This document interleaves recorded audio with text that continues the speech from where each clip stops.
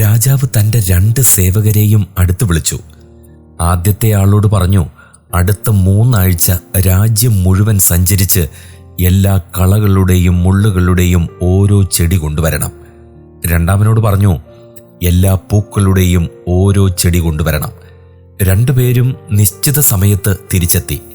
ഒരാളുടെ കയ്യിൽ നിറയെ കളകളും മുൾച്ചെടികളും, മറ്റേയാളുടെ കയ്യിൽ പൂച്ചെടികളും ഉണ്ടായിരുന്നു.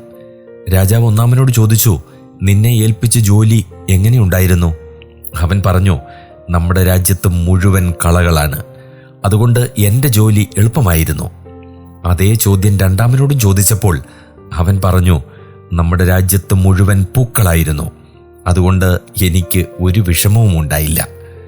നോക്കുന്നതേ കാണൂ, അന്വേഷിക്കുന്നതേ കണ്ടെത്തൂ. പരദൂഷണം പറയുന്നവർ തേടുന്നത് മറ്റുള്ളവരുടെ കുറ്റങ്ങളാണ്. എത്ര നന്മ ചെയ്യുന്നവർക്കും ഒരു തെറ്റെങ്കിലും പറ്റാനുള്ള സാധ്യതയുണ്ടെന്ന് അവർക്കറിയാം. അതിനുവേണ്ടി അവർ കാത്തിരിക്കും. നന്മ പകരുന്നവർ അവരിലെ നന്മ അന്വേഷിക്കും.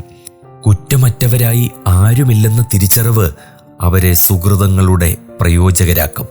സുഗന്ധമുള്ളവരുടെ ഉള്ളിലും പരിസരത്തും അതേ ഗന്ധമുണ്ടാകും. ദുർഗന്ധം വമിക്കുന്നവർ പിൻചെല്ലുന്നതും ശിരസിൽ വഹിക്കുന്നതും മാലിന്യമായിരിക്കും. കുറവുകൾ ശേഖരിക്കുന്നവരുടെ ജീവിതം നിരാശാജനകമായിരിക്കും. അവർ തങ്ങൾ സംഭരിച്ച വിഷദ്രാവകങ്ങൾ മറ്റുള്ളവരിലേക്കൊഴുക്കും. തങ്ങൾ സമാഹരിച്ച മുള്ളുകൾ കൊണ്ട് ചുറ്റുമുള്ളവരെ മുറിവേൽപ്പിക്കും. ആരെങ്കിലും സന്തോഷത്തോടെ ജീവിക്കുന്നത് കണ്ടാൽ അവരുടെ മനസമാധാനം നഷ്ടപ്പെടും. അവരിലെ അസ്വസ്ഥത ചുറ്റുമുള്ളവരിലേക്കും വ്യാപിക്കും. ദോഷേകദൃക്കുകളുടെ പോരായ്മ അവർ മോശമേ കാണൂ എന്നത് മാത്രമല്ല, നന്മയെയും വളച്ചൊടിച്ച് തിന്മയാക്കി മാറ്റുമെന്നതുമാണ്.